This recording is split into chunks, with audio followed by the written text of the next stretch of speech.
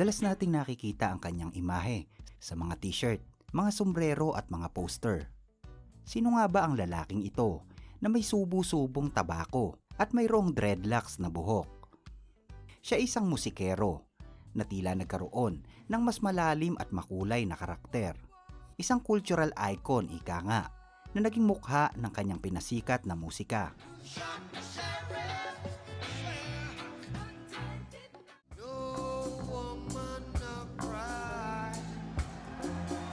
Siya ay hinangaan sa kanyang matinding paninindigan, hindi lamang sa kanyang relihiyon, kundi pati na rin sa kanyang paniniwala sa politika. Ito ay walang iba kundi ang Jamaican singer na si Bob Marley, one of the greatest musician of all time at ang taong itinuturing na nagpalaganap ng musikang reggae sa buong mundo. Kaya naman ngayon ay pag-uusapan natin ang kanyang mga pinagdaanan sa buhay, legasiya sa musika, at ang kanyang masaklap at nakakalungkot na pagpanaw. Pero kung bago ka pa lang sa aking channel, ay hinihiling kong mag-subscribe ka na. Pindutin mo na rin ang notification bell upang updated ka sa mga video na gaya nito. Let's go! Ang lahat ng ito ay nagsimula sa isang maliit na bayan sa Jamaica na tinatawag na 9 Mile. Isang 17 anyos na babae na may pangalang si Delia Malcolm. Ang nabuntis ng noon ay 59 anyos na dating Royal Marine Captain na si Norval Marley. Kaya naman dahil sa nangyari, ay nagpakasal silang dalawa sa kabila ng kanilang malaking pagkakaiba ng lahing pinanggalingan.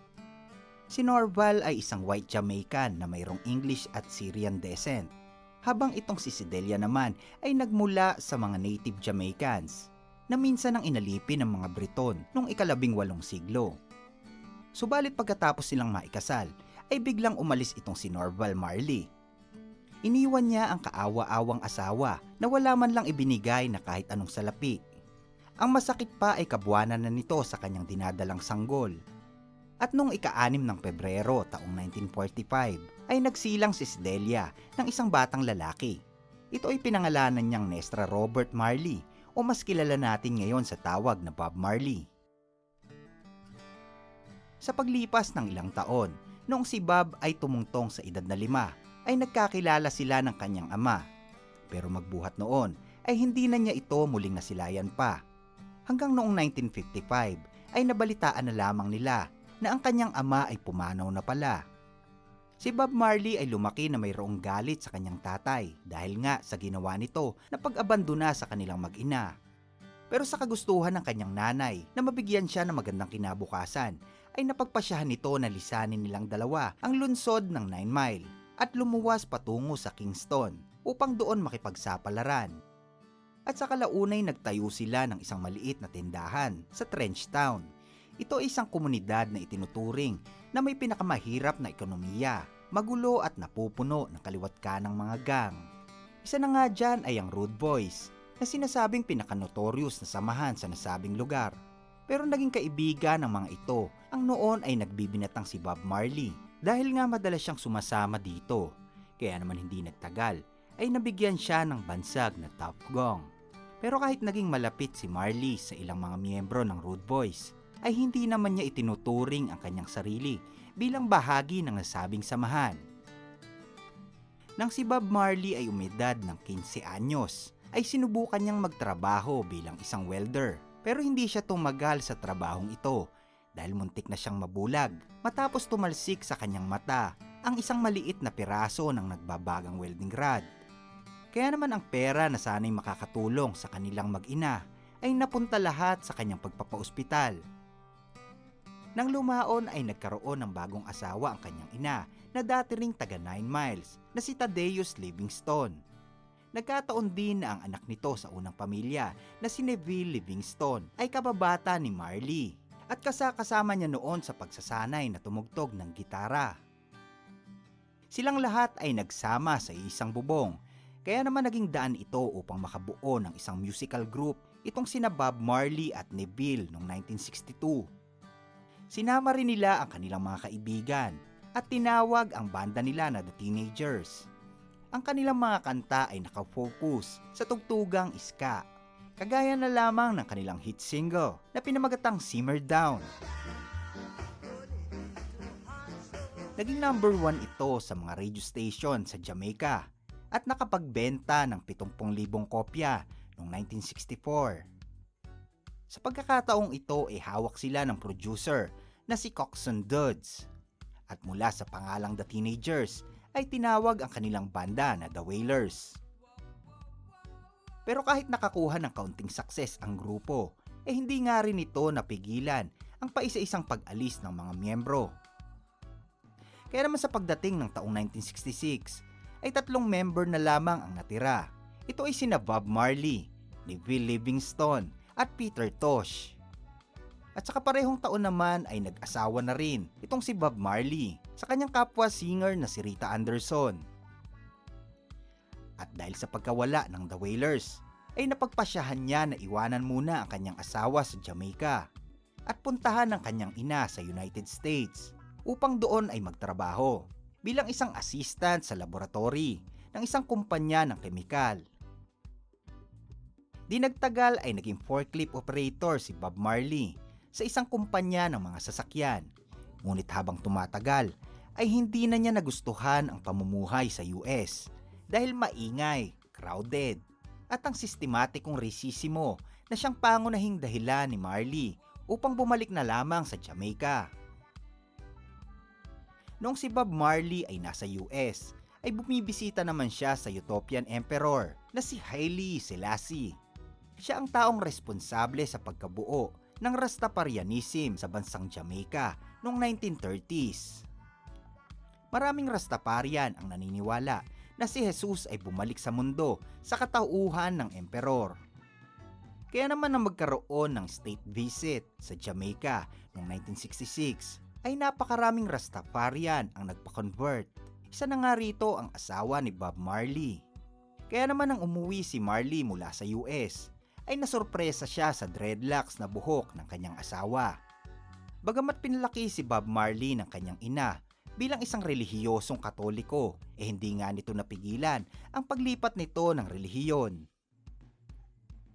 Siya ay nagsimulang magpa-dreadlocks ng buhok at nagsimula na rin gumamit ng cannabis o marijuana bilang bahagi ng kanilang paniniwala. Sa katunayan nga, noong 1968 habang minamaneho ng kanyang kaibigan ang kanyang sasakyan, ay nahuli sila ng mga pulis. Sila ay nakulong ng isang gabi dahil walang lisensya ang kanyang kaibigan at nakuwanan sila ng maraming marijuana. Pero matapos silang makalaya, muling nakipag-reunite si Marley sa kanyang mga kaibigan na sina Neville at Peter Tosh para ipagpatuloy ang kanilang banda na The Wailers. Noong mga oras na yon ay labis na sumikat ang kantang Duda Reggae na nagmula sa grupong Toots and the Maytals.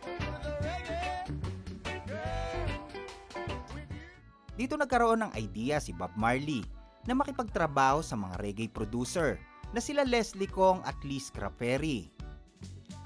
Sa tulong ng studio band ni Perry na tinawag na The Upsetter, ang dating ska group na The Wailers ay naging isang reggae ang tugtugan. Kaya mula sa taong 1970 hanggang 1971 ay nakapag-release sila ng 3 album. Ito ay ang Soul Rebels, Soul Revolution Part 2 at The Best of the Wailers. Ilang linggo lamang matapos mailabas ang album na The Best of the Wailers, sa kasamaang palad ay binawian naman ng buhay ang kanilang music producer na si Leslie Kong dahil sa atake sa puso. Pagdating ng taong 1972, dito na nakuha ng The Wailers ang pinakamalaking break ng kanilang karera. Ito ay nang pumirma sila ng kontrata sa Island Records at nai-release ang kanilang panlimang studio album na pinamagatang Catch a Fire. Ang album na ito ay humatak sa kanila patungo sa katanyagan. Kaya naman naging dahilan ito upang makapagsagawa sila ng mga tour sa UK at sa US. Noong 1973 ay naging opening act sila sa concert na isinagawa ni Bruce Springsteen kasama ang American band na Slice and the Family Stone. At sa kaparehong taon, sa pagdating ng buwan ng Oktubre, ay sunod naman nilang nailabas ang album na pinamagatang Burnin'. Ito ay nagkaroon ng isang hit song na mismong si Bob Marley ang sumulat. Ito ay ang kantang I Shot the Sheriff. sa kalaunan ay kinover ng legend singer or guitarist na si Eric Clapton noong 1974. At dahil sa pag-revive ni Clapton sa nasabing kanta, maraming tagapakinig ang na-curious ng totoong pinagmula ng kanta. Kaya naman maraming rakista sa iba't ibang bahagi ng mundo ang nagkaroon ng interes sa musikang reggae. Habang unti-unting tumataas ang popularidad ng The Wailers sa US, dito naman nagsimulang magkaroon ng problema ang dalawang orihinal na miyembro na sina Neville at Peter Tosh sa kanilang producer at Island Records president na si Chris Blackwell. Gusto kasi ni Blackwell na magsagawa ng mga tours ang The Wailers sa ilang mga club sa US. Pero hindi ito nagustuhan ng dalawa dahil para sa kanila, labag ito sa kanilang prinsipyo bilang isang Rastafari. Bukod pa dyan ay napansin din nila ang atensyon ay nakukuha lahat ni Bob Marley. Kaya naman noong 1974 ay kapwa nilang nilisan ang The Wailers at sila ay nagsimula ng kani-kanilang mga solong karera sa musika. Si Bob Marley na lamang ang natira bilang orihinal na miyembro ng kanilang banda. Kaya naman upang mapunan ang pagkawala ng kanyang mga kaibigan, kumuha siya ng mga bagong miyembro na mas lalong magbibigay ng sigla sa kanilang musika. Isinama niya ang female group na tinatawag na I-Threes. Kasama din dito ang kanyang mismong asawa na si Rita. At mula sa pangalang The Wailers, sila ay nagkaroon ng bagong band name na tinawag na Bob Marley and the Wailers. Noong 1975 ay bigla namang umusbong ang politikal na tensyon sa Jamaica. Ito ay sa pagitan ng People's National Party at Jamaican Labour Party. Nagdulot ito ng karahasan at kaguluhan na mismong si Bob Marley ay hindi ito nagustuhan. Dito na niya na-release ang album na Natty Dread na mayroong mga singles na sumasalamin sa mga kaguluhan. Kagaya na lamang ng kantang Rebel Music, 3 O'Clock Roadblock at ang kantang Revolution na sinasabing paraan di umano ito ni Marley ng pag-iendorso sa PNP o People's National Party. Ang pagkuha ni Bob Marley sa mga bagong miyembro ay labis na nakatulong upang mas mag-improve ang tunog ng kanilang banda. Tumaas din ang kanilang popularidad sa iba pang mga bansa at syempre, mas lalo ring dumami ang kanilang mga tagahanga. Kaya naman noong 1975 ay nakapasok na sa top 40 ng UK Billboard ang kanyang kanta na No Woman No Cry. Nasundan pa ito ng album na Rastaman Vibration na talaga namang nag-hit sa mga charts sa US. Sa album na ito ay pinapahayag ni Bob Marley ang kanyang debosyon sa kanyang pananampalataya at interes sa pagbabago, katulad na lamang ng mga digmaang nagaganap at pang-aalipin. Si Bob Marley ay isang ganap na superstar, hindi lamang sa Jamaica, kundi pati na rin sa ibang panig ng mundo. Siya ang kauna-unahang national star na nagmula sa third world country. Si Marley din ay talagang tinitingala sa kanilang bayan bilang taga-suporta ng People's National Party. At dahil sa kanyang popularidad at impluensya ay tila naging malaking banta na siya sa mga kalaban ng National Party. Kaya naman ito ay humantong sa tangkang pagpaslang sa kanya noong December 1976. Noong gabi habang sila ay nag-iensayo para sa kanilang gaganaping konsyerto sa Kingston, ay bigla silang sinugod at pinaputukan ng mga armadong kalalakihan. Si Bob Marley ay natamaan sa gitnang bahagi ng kanyang dibdib at braso, habang ang kanyang asawa naman na si Rita ay nadaplisan ng bala sa ulo. Gayunpaman ay milagro silang nakaligtas sa nasabing insidente at nakapagtanghal pa rin sa kanilang konsyerto. Pero nangamba si Bob Marley na baka maulit muli ang banta sa kanilang buhay. Kaya naman napagpasyahan niya na mamalagi muna sa London, England. Dito niya trinabaho ang kanyang album na Exodus na nai-release noong 1977. Naging hit ang 3 singles ang album, kagaya na lamang ng Exodus, Waiting in Vain at Jamming. Isang araw habang si Marley ay naglalaro ng football, ay nagkaroon ng pinsala ang kanyang malaking daliri sa paa. Ngunit habang tumatagal, tila lumalala na ito. Doon na niya napagpasyahan na kumonsulta sa espesyalista. Nagulat siya nang sabihin ng kanyang doktor na mayroon siyang acral lentiginous melanoma. isang bihirang uri ng skin cancer. At para magamot ito, ay minungkahi ng doktor na putulin na lamang ang naturang daliri upang hindi na ito kumalat sa iba pang bahagi ng kanyang katawan. Ngunit tinanggihan ni Marley ang ideyang ito sapagkat labag sa paniniwala ng Rastafari ang pagtatanggal ng kahit anumang parte ng katawan. Ganun pa man, si Bob Marley ay nagpatuloy sa kanyang karera. Nag-release pa nga siya ng maraming albums at nagsagawa ng mga concert sa Jamaica noong 1978. Pero ang nakakagulat sa ginawa ni Bob Marley ay nagawa niyang pagsamahin ang dalawang leader ng magkalabang partido na People's National Party at Jamaican Labour Party. At 2 taon matapos ang makasaysayang concert ni Marley sa Jamaica, ay nailabas niya ang kanyang maituturing na panghuli at pinakamatagumpay na album. Ito ay ang album na Uprising na nailabas noong 1980. Dahil nga sa 2 hit song ng album na pinamagatang Could You Be Love at Redemption Song, ay nakapagsagawa siya ng napakalaking concert sa Milan, Italy, na kung saan ay umabot sa 100,000 katao ang nanood. Plano pa sana ni Bob Marley na magsagawa ng marami pang tour sa United States. Ngunit dahil sa biglaang paghina ng kanyang katawan, ay 3 concert na lamang ang kanyang naidaos. Isang araw habang sinusubukan niyang mag-jogging, ay bigla na lang itong nawala ng malay. Kaagad siyang isinugod sa ospital at doon niya nga nalaman na ang kanyang kanser na noon ay nagsimula pa lamang sa paa, ay kumalat na pala sa kanyang utak, lalamunan at atay.